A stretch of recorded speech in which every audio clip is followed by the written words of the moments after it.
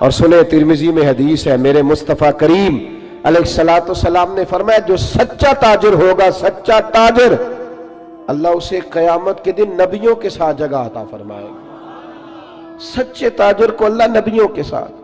تو بھائی عجیب و غریب معاملہ ہے۔ میں ایک محفل میں تھا چند دن پہلے، تو نقیب محفل نے میرا نام لیا۔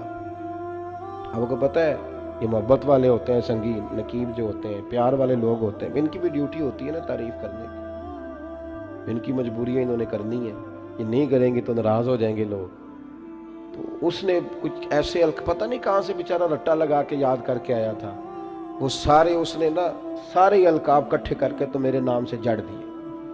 اب میں بڑی دیر تلاش کرتا رہا کہ ان القابات کے اندر میں بھلا کہاں پہ ہوں۔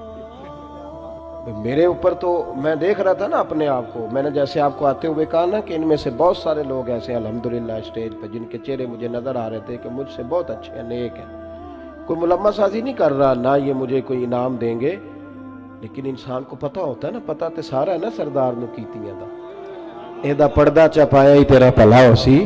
میں تجربہ کر رہا تھا کہ جتنے لوگ بیٹھے ہیں ان میں سے بہت سارے ایسے لوگ ہیں جو اہل خیر ہیں، لیکن میرے بھائی اب وہ ڈھونڈنا پڑتا ہے نا اتنے بڑے القابات کے اندر سے کہ اتنا بڑا اس کا وزن ہے اور ہمارا وزن کتنا ہے۔ تو میں نے اس کو بعد میں کہا یار یہ تمہیں پتہ ہے تو کیا کہہ رہا تھا لفظوں کا؟ کہنا نہیں میں تو تینہ دا ترجمہ نہیں ہوتا وہ کیا ہے۔ تو میں نے کہا کوئی ضروری ہے آپ سادہ بھی نام لے لیں گے تو کیا ہو جائے گا، لیکن ان بیچاروں کی بھی مجبوری ہے نا جی، اور وہ القابات وہ ہر روز نقابت کرے گا، ہر ایک کے بارے میں وہی جملہ کہے گا، ہر پیر کے بارے میں وہی فکرہ کہے گا۔ کوئی ضرورت نہیں، آپ سچی بات کریں، آپ کھری بات کریں، آپ دو حرفوں میں بات کریں، انسان کے لیے وہ لفظ کہیں جو روح آپ کی اجازت دیتی ہے۔ اگر طبیعت اجازت نہیں دیتی تو نہ کہیں، کوئی حرج نہیں، کوئی مسئلہ نہیں، کوئی ضرورت نہیں، کوئی کسی قسم کا معاملہ نہیں۔ آپ تھوڑا سا رکیں، اپنی زندگی میں یہ معیار بنائیں، آپ یہ سمجھیں اس چیز کو کہ ہم نے ایسے تھوڑی بات کر دینی ہے۔ آپ بات تھوڑا سوچ کر کریں، تھوڑا سمجھ کر کریں، تھوڑا نکھر کر کریں۔ سچ کی زندگی گزارو، سچ کی زندگی ٹھنڈی ہوتی ہے، سچ کی زندگی مزیدار ہوتی ہے، سچ کی زندگی کے اندر انسان سکون میں رہتا ہے، ورنہ تو مطلب عجیب معاملہ ہے نا جی۔ ایک بات میں نے کرنی ہے، وہ سمجھ لیں میرے لیے، ان بزرگوں کے لیے نہیں ہے۔ ایک بزرگ نے خود لکھا ہے اپنے قلم سے، ان سے کسی نے کہا حضرت صاحب آپ نے نصیحت کہاں سے لی؟ تو کہنے لگے میں تو جہاں سے بھی نصیحت ملی ہے میں نے لے لی ہے۔ جو ابھی اپنے آپ کو طالب علم سمجھتا ہے وہ کہیں سے بھی لے لیتا ہے، اور جو کہتا ہے کہ اب میں کسی مقام پہ پہنچ گیا ہوں تو اس کے لیے ذرا مشکل ہوتا ہے۔ کہا جناب پھر بھی کہاں سے؟ تو کہنے لگے مجھے تو طوائف بھی ایک دن نصیحت کر گئی تھی۔ سب طوائف؟ کہاں کس طرح؟ تو فرمانے لگے میں گزر رہا تھا جبے کبے میں، وہ بھی گزر رہی تھی بے پردہ، چہرے پہ کپڑا نہیں تھا، تو میں نے اس کو نصیحت کر دی، میں نے کہا بیٹے چہرے پہ کپڑا ڈال، اللہ سے ڈرا کر۔ کہتے ہیں اس نے اسی وقت نقاب ڈال لیا، چہرے پہ کپڑا رکھا، کہنے لگی میں احتیاط کروں گی پر بزرگوں اجازت ہو تو ایک بات میں بھی کر دوں؟ کہتے ہیں میں نے کہا بیٹے کر لو۔ تو کہنے لگی حضرت صاحب میں جو ہوں نا میں وہی کہلاتی ہوں، آپ بھی بتلائیے جو آپ کہلاتے ہیں وہ ہیں آپ؟ جو آپ کہلاتے ہیں، جو آپ کو کہا جاتا ہے وہ ہیں آپ؟ میں جو ہوں نا میں وہی کہلاتی ہوں۔ فرماتے مجھے تو وجد ہو گیا اس کی باتوں پہ، میں چیخ پڑا، غش کھا کے گرا، اور میں نے کہا نہیں پتر، لوگ مجھے جو کہتے ہیں وہ میں ہوں نہیں۔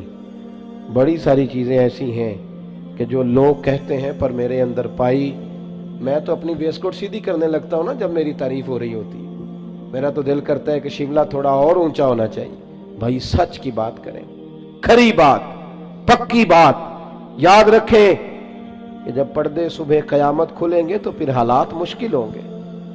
آپ سچے رہیں، سچائی کا سفر کریں۔ قرآن مجید نے کہا یا ایھا الذین آمنوا اتقوا اللہ وکونوا مع الصادقین، اللہ سے ڈرو، اور اگر صحبت اختیار کرنی ہو تو سچے لوگوں کی کرنا، جھوٹوں کے قریب نہ جانا، سچے لوگ، سچے کھڑے۔ سنیے ابن ہشام نے کیا لکھا ہے، سچ کا معیار کتنا بلند ہوتا ہے اور یہ قربانی کتنی مانگتا ہے۔ حضرت اسماء بنت ابی بکر صدیق رضی اللہ تعالی عنہ فرماتی ہیں کہ میرے ابا جی نا میری ڈیوٹی لگا کے گئے تھے کہ بیٹے میں حضور علیہ السلام کو لے کے غار ثور میں جا رہا ہوں تو میرے نبی کریم کو نا تازہ کھانا ملنا چاہیے۔ یہ محبت کا لفظ بولنا بڑا آسان ہے پر اس کی پاسداری بڑی مشکل ہے، اوہو بڑی مشکل۔ تازہ کھانا، آج نا حاجی سویرے سویرے جاتے ہیں عمرے والے اور صبح صبح 2-4 بوتلیں لے جاتے ہیں، غار ثور پہ جا رہے ہیں۔ اب رستہ بھی بن گیا ہے، دن کا وقت بھی ہوتا ہے، رستے میں بھی 2-4-5 جگہ پانی پینے کا بندوبست ہے، بوتلیں ملتی ہیں، پھر بھی حاجی واپس آ کے بڑھ کے مارتے ہیں۔ میں جی الحمدللہ سویرے ہی چلا گیا، بس 2.25 گھنٹے میں پہنچ گیا تھا، مسئلہ ہی کوئی نہیں، میں پھر آ گیا۔ بڑے لوگ رہ گئے جی آپ گئے تھے جی، وہ 10 سے اوروں سے بھی پوچھتے ہیں آپ گئے غار ہرا پہ یا غار ثور پہ؟ 5413 فٹ اونچی غار ہے وہ، اور آج بھی صبح کے وقت لوگ جاتے ہیں تو پتہ نہیں 15-18 جگہ پہ رک کے سانس لیتے ہیں، پانی پیتے ہیں، پھر بھی مشکل ہے، اور دن میں جاتے ہیں۔ اس وقت تو رستہ بھی کوئی نہیں تھا، آج بھی جنگل ہے۔ جاگ رہے ہیں آپ حضرات؟ سمجھ آ رہی ہے میری باتوں کی؟ حضرت اسماء کی جب ڈیوٹی لگی تو حالت یہ تھی کہ حضرت ابوبکر صدیق نہ بیٹے کھانا پکانا اور دن کو نہ آنا، کوئی دیکھ نہ لے، رات کو آنا کھانا لے۔ یہ آپ کا ہستا بستہ گاؤں ہے، پر 10 بجے رات کو جوان بیٹی اگر ماچس لینے چلی جائے نا دکان پہ تو سویرے شور مچ جاتا ہے، اور باپ ہو سکتا ہے کہ پھر محلے والوں سے نظریں نہ ملا سکے کہ جوان بیٹی۔ عشق کا دعویٰ کرنا بڑا آسان ہے، اور یہ سپیکر جب میرے ہاتھ میں ہوتا ہے تو میں کہتا ہوں ایسے کر دوں گا، میں وہ کر دوں گا، پھر سپیکر کہیں پگڑی، یہ باتیں کرنی تو آسان ہے، جوش دکھانا تو بڑا آسان ہے، پر عمل کرنا اللہ چوں بگویم بمسلمانم بلرزم۔ جب میں کہتا ہوں میں مسلمان ہوں تو میں کانپ جاتا ہوں، جب میں کہتا ہوں یہ لفظ کہ میں حضور کا دیوانہ ہوں۔ اقبال کہتے ہیں مجھ پہ کپ کپی طاری ہو جاتی۔ سنو اور یاد رکھو، حضرت اسماء کہتی ابا جی نے ڈیوٹی لگائی رات کو کھانا پہنچانا، متی میں کھانا پکاتی، پھر میں مکے کی گلیوں میں دیکھتی دنیا سو جاتی رات کے وقت۔ بیٹیاں تو بڑی پیاری ہوتی ہیں نا، اور پھر رات کو بیٹی نکلے، اور عام گھر نہیں، سردار کی بیٹی۔ فرماتی ہیں کبھی کسی نے دستک ہی نہیں دی تھی، کسی کی طاقت ہی نہیں تھی ابوبکر صدیق کے دروازے کو دیکھے، لیکن ایک دن میں کھانا پکا رہی تھی تو میرے دروازے پہ شور ہوا۔ فرماتی ہیں شدید پریشانی کے عالم میں دروازے پہ گئی تو ابو جال کئی لوگوں کو لیے دروازے پہ کھڑا تھا۔ میں باہر نکلی، کیا بات ہے؟ تو کہتی ہیں بڑے مجمع میں اس نے پوچھا، کہنے لگا کہاں گئے ہیں ابوبکر صدیق، کہاں گئے ہیں نبی کریم علیہ السلام کو لے کر، بتاؤ۔ نوجوانوں ذرا غور کرنا، بات بات پہ جھوٹ بولنا کوئی نفع نہیں، پھر بھی جھوٹ، کہاں گئے ہیں؟ تو جناب اسماء کہتی ہیں کہ اب میرے سامنے 2 رستے تھے، اگر میں کہتی تھی کہ مجھے پتہ ہے تو میری وفا اجازت نہیں دیتی تھی، یہ تو ابھی جا کے حضور علیہ السلام کو تکلیف پہنچائیں گے۔ اگر میں کہتی تھی، میری باتوں کی سمجھ آ رہی ہے آپ حضرات؟ ذرا غور کریں کیا کہہ رہا ہوں، اس بات کی نزاکت کو سمجھیں۔ اگر میں کہتی ہوں کہ مجھے خبر ہے تو یہ تو تکلیف دیں گے، اگر میں کہتی ہوں مجھے پتہ نہیں تو یہ جھوٹ ہے، اور حضور اس کی اجازت نہیں دیتے۔ کتنا مشکل کام ہے، کہاں کھڑے ہو کہ کہاں سچ بولنا، اس معیار پہ، اس میدان پہ سچ بولنا۔ کہتی ہے مکے کا چوک، چاروں جانب دشمن اور میں اکیلی، اور وہ بھی عورت۔ فرماتی ہیں پھر میں نے اپنی ساری ہمت جمع کی، ساری طاقت اکٹھی کی، میں نے فیصلہ کیا کہ میں جھوٹ نہیں بولوں گی کیونکہ میں ابو بکر کی بیٹی۔ فرماتی ہیں میں نے ارادہ کر لیا، اب میں وفا بھی بچاؤں گی، دین بھی بچاؤں گی۔ اس نے پوچھا بتائیے کہاں ہے، جب زور سے بولا تو میں نے کہا ابو جان سن، پھر سن، مجھے خبر ہے وہ دونوں کہاں ہیں، پر تیرے اندر طاقت ہے تو پوچھ کے بتا، میں تمہیں بتاؤں گی نہیں وہ دونوں کہاں ہیں، ہے طاقت تو پوچھ کے بتا۔ ہاں جے محبوب بلاوے ایک دم تے سر نو پیر بنائیے، اور سر منگے تے سر دے دئیے، پھر کدے بھی دیر نہ لائیے، تے یار دا کدے بھی گلا نہ کریے، پاواں سینک دے ہی مر جائیے، او سجنا یا تے لائیے ہی نہ، تے جے لائیے تے پھر توڑ نبھائیے۔ کہا بتاؤں کہ نہیں؟ بھرے بازار میں، مکے میں ابو جال کو یہ بات کی۔ جب انسان دلیلوں سے عاجز آتے ہیں پھر لڑائی کرتے ہیں، दलील पास नहीं होती फिर लड़ाई करते हैं। अबू जाल ने एक थप्पड़ मार दिया बेटी के मुंह पर। फरमाती हैं कभी किसी ने दरवाजे को नहीं देखा था, थप्पड़ लगा तो मैं जमीन पे गिरी, नीचे पत्थर था, मेरा कान पत्थर को लगा तो बाली फट गई, खून निकला। जनाब अस्मा कहती हैं मैं उसी हाल में फिर उठी। लोग अबू जाल को पकड़ के ले गए, तो औरतों के मुंह लगता है, चल ये अरबों का शेवा नहीं, उसको ले गए।